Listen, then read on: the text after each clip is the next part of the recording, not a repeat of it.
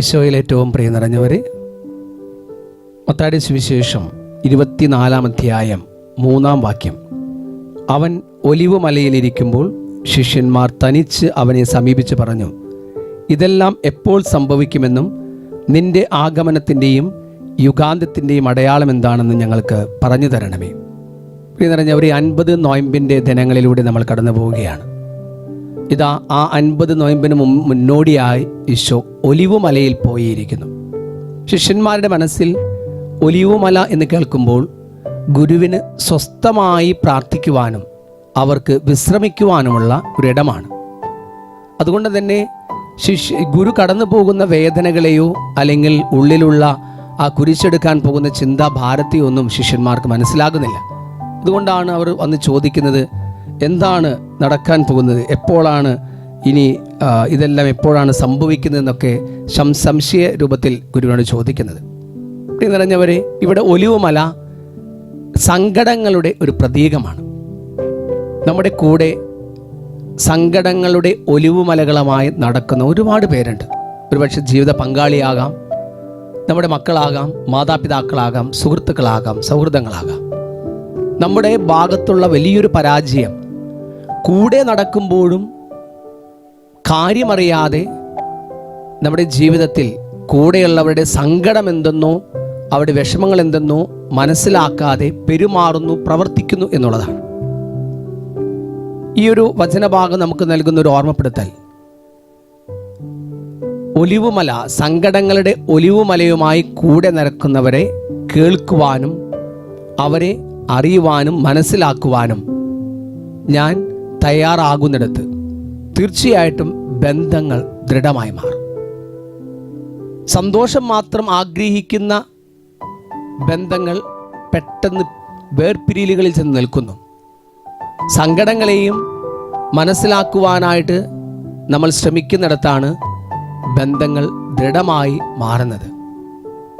അപ്പോൾ ആ തിരിച്ചറിവ് പ്രാർത്ഥിച്ച് ശക്തിപ്പെടുത്തുവാനും സ്നേഹിച്ച് ശക്തിപ്പെടുത്തുവാനുള്ള ഒരു പ്രചോദനമായിട്ടത് മാറുന്നുണ്ട്. പ്രിയ നിറഞ്ഞവരെ, നമ്മുടെ കൂടെയുള്ളവരുടെ ജീവിതത്തിലെ സങ്കടങ്ങളെ മനസ്സിലാക്കുവാനായിട്ട് ഈ നൊയിമ്പ് കാലത്തിലെ ഈ വചനത്തിൻ്റെ ചിന്ത നമുക്ക് ഉപകരിക്കട്ടെ. തീർച്ചയായിട്ടും നമ്മുടെ ജീവിതത്തിൽ നമ്മുടെ കൂടെ നടക്കുന്നവരെ ഒന്ന് മനസ്സിലാക്കുവാൻ, അവർ കടന്നു പോകുന്ന വിഷമതകളും വേദനകളും ഒക്കെ ഒന്ന് തിരിച്ചറിഞ്ഞുകൊണ്ട് അവരെ കൂടെ നിൽക്കുവാനും പ്രാർത്ഥിച്ച് ശക്തിപ്പെടുത്തുവാനും സ്നേഹത്തിലൂടെ അവർക്ക് വലിയ ഊർജം കൊടുക്കുവാൻ നമുക്ക് സാധിക്കുമ്പോൾ ക്രിസ്തുവിൻ്റെ ജീവിത ശൈലിയെ പിന്തുടരുന്ന അവിടുത്തെ ശിഷ്യരായി നമ്മൾ മാറും. യഥാർത്ഥ ശിഷ്യരായി നമുക്ക് മാറാൻ സാധിക്കും. ഒരു നിമിഷം നമുക്ക് ദിവ്യകാരുണ്യേശ്വരുടെ മുമ്പിൽ പ്രാർത്ഥിക്കാം.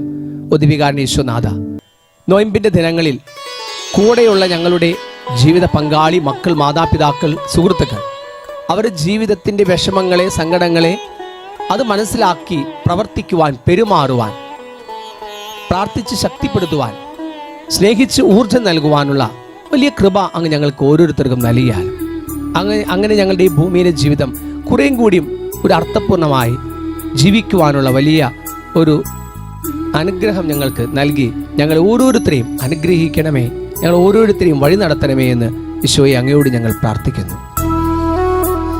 പിതാവേ, കരുണ തോന്നണേ, യാഗമായി ഞാനേകിടുന്നു, പൂർണ്ണമായി സ്വീകരിക്കണമേ.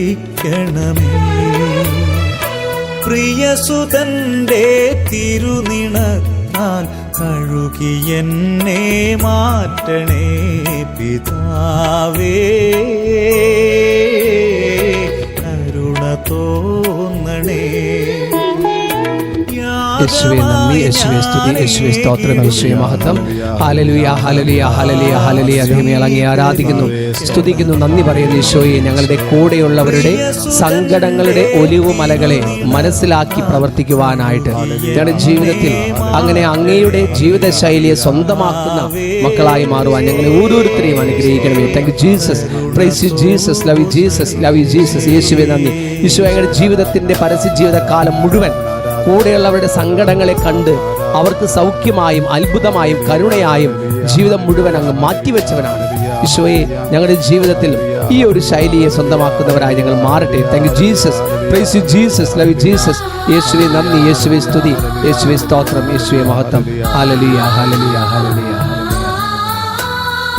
പാപവഴിയേ നടന്നു ഞാൻ, ആലോക വഴികളിൽ വീണുപോയി. പാപവഴിയേ നടന്നു ഞാൻ, ആലോക വഴികളിൽ വീണുപോയി. വരുന്നിതാ ഞാൻ താതാ സവിധേ, യോഗ്യനല്ലെങ്കിലും സ്വീകരിക്കൂ. വരുന്നിതാ ഞാൻ താതാ സവിധേ, യോഗ്യനല്ലെങ്കിലും സ്വീകരിക്കൂ.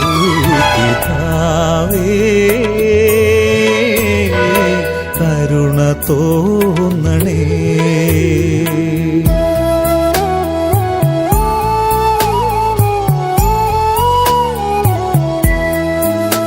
പരിശുദ്ധ പരമാദിവ്യ കാരുണ്യത്തിന് എന്നേരം ആരാധനയും സ്തുതിയും പുകഴ്ചയും ഉണ്ടായിരിക്കട്ടെ. പരിശുദ്ധ പരമാദിവ്യ കാരുണ്യത്തിന് എന്നേരം ആരാധനയും സ്തുതിയും പുകഴ്ചയും ഉണ്ടായിരിക്കട്ടെ. പരിശുദ്ധ പരമാദിവ്യ കാരുണ്യത്തിന് എന്നേരം ആരാധനയും സ്തുതിയും പുകഴ്ചയും ഉണ്ടായിരിക്കട്ടെ.